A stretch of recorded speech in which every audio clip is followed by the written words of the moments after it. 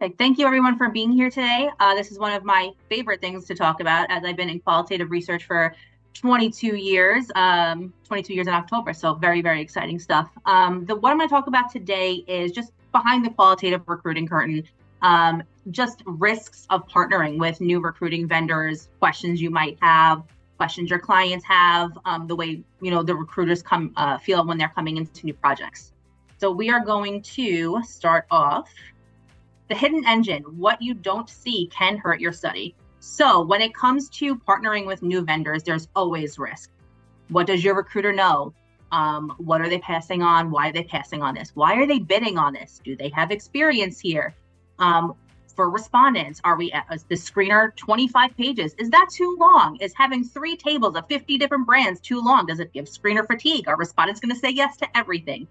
I can go on and on and on, and I'm sure you all have seen great screeners that are straight to the point and screeners that are 25 pages long that you are working with your client to nail down to eliminate screener fatigue or dropouts with respondents.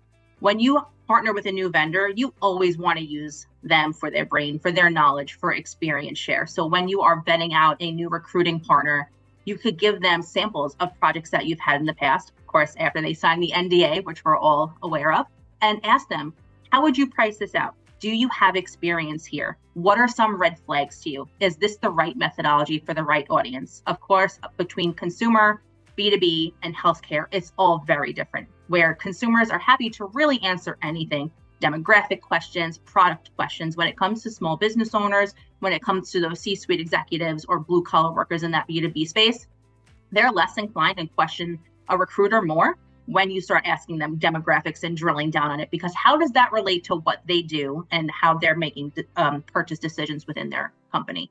So use your qualitative recruiting partner, pick their brain, collaborate with them. They're not just a vendor. They have so much research, and we sit here and we want to share everything because we want to make the project a success. So that risk of the unknown with just a bunch of questions that you have or a checklist that you can come in with could alleviate that whole weird feeling you get in your gut when you're partnering with somebody else that you haven't worked with before, because you're protecting your brand. And when you collaborate, you want your recruiting partner to protect your brand as well.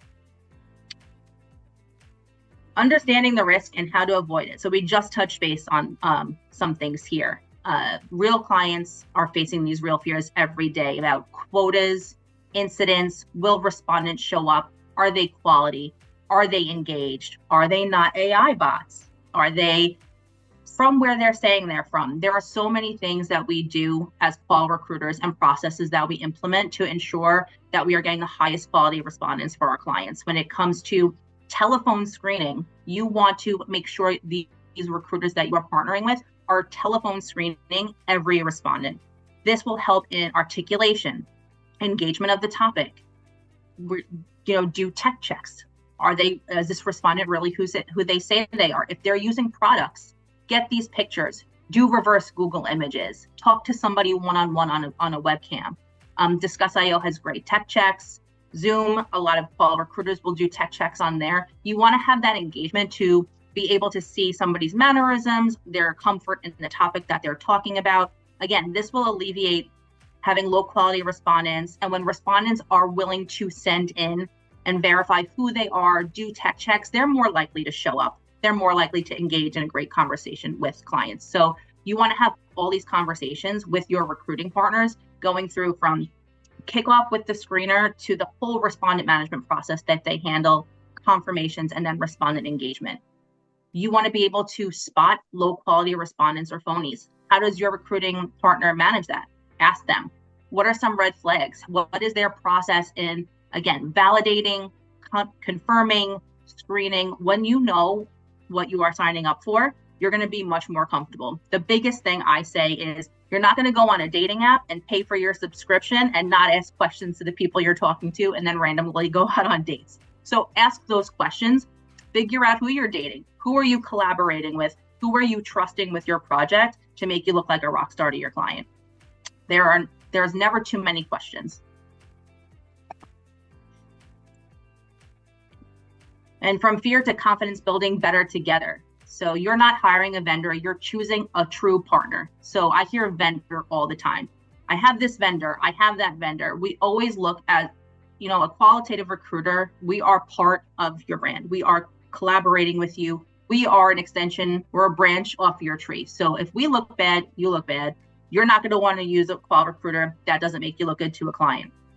So again, it's all about collaboration. It's all about those deep conversations from starting at bidding. When you send a project or send an RFQ to a new vendor, get on the phone with them. See if they request a call with you and want to learn about what your needs are, what your clients' needs are, how they could help you improve the screener. Again, diving into the methodology and the audience. If you're not getting these questions from a new qualitative recruiting partner, that's a red flag, because any qualitative recruiting partner, their livelihood is qual recruiting. So they want to make sure that they're knocking it out of the park for you. Are there any questions, or do I ask that, Sue? Not sure how this goes here. Well, we're jumping right in. You're going to ask the question on your next page, and we're going to discuss it in the breakouts. Thank you. Great. Awesome. So for the breakout rooms, we are going to talk about what's one fear that you've had or still have when working with a new recruiting partner, and what do you wish they would ask you upfront, or what do you wish that you would be able to tell them and get information from your clients?